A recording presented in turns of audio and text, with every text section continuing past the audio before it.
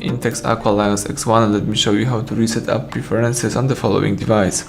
So at the very beginning, let's start by using the home screen. Let's use the apps icon. Here you need to scroll down and choose here settings. From the following options, let's scroll down again and let's select here apps. So here I have apps right here. Alright, now let's use more key and select reset app preferences. So this will reset all preferences for disabled apps, disabled app notifications, default application for actions, background data restriction for apps, and any permission restrictions. What's really important, you will not lose any app data. So let's tap reset apps to confirm the operation, and that's it. So now you can go back and start using your device in a normal way. Thank you for watching. Please subscribe our channel, leave thumbs up under the video.